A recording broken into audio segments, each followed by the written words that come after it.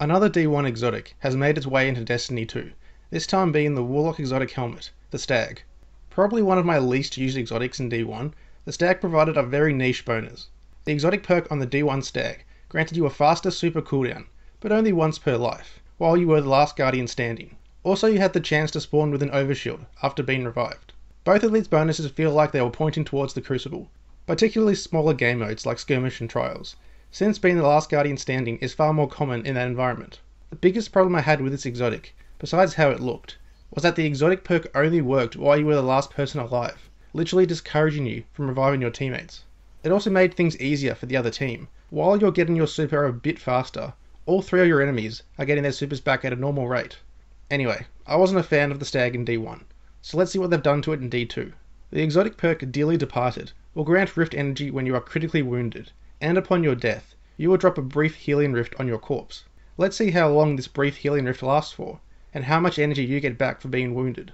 When your health gets into the red, you will immediately get half of your rift charge back, and after you die, you will drop a healing rift which lasts for about 6 seconds. There's no timer associated with this exotic perk, but there does seem to be some kind of internal cooldown, meaning that you can't continuously go in and out of critical health and get a full rift charge back immediately. This does make sense, since you could exploit this feature with something like a grenade launcher, but in general play, this perk works fine. Before we start thinking about a build, let's consider how we should use this exotic. We need to be wounded to get rift energy. Okay, that's no problem since we're absolutely going to get wounded at times, and we dropped a rift upon dying, which is only going to be worthwhile if we're playing with a fire team, who go to pick you up immediately after you die. There's actually a lot of variables to consider here, but let's finalise our build before we head back out. The Stag comes stock with a recovery mod, which I probably wouldn't change, but a Paragon mod of your choosing could also work. This exotic is working exclusively with our Rift class ability, so there are no ties to any particular subclass.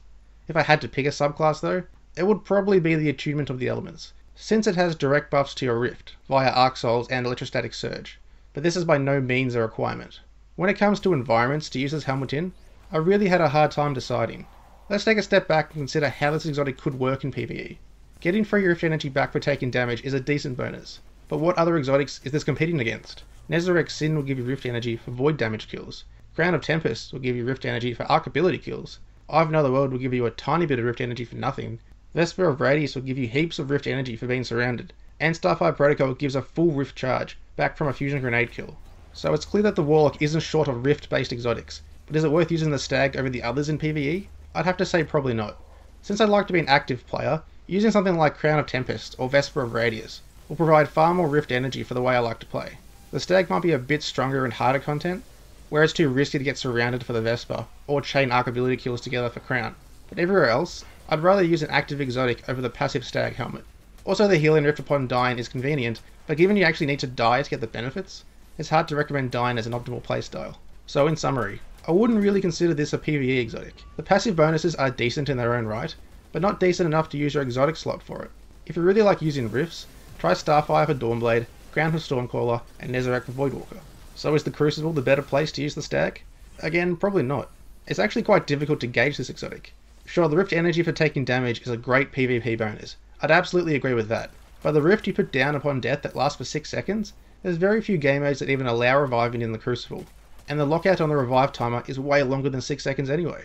Not to mention your revive will be interrupted if you're taking damage while you're reviving, making the Rift even more redundant. Maybe I'm being a bit too unfair on this exotic, but I consider it a 50-50 PvE-PvP exotic. It works in both environments, not particularly amazing in either, but if I had to pick a side, PvP would be a little bit better, solely for the critical health Rift Energy perk.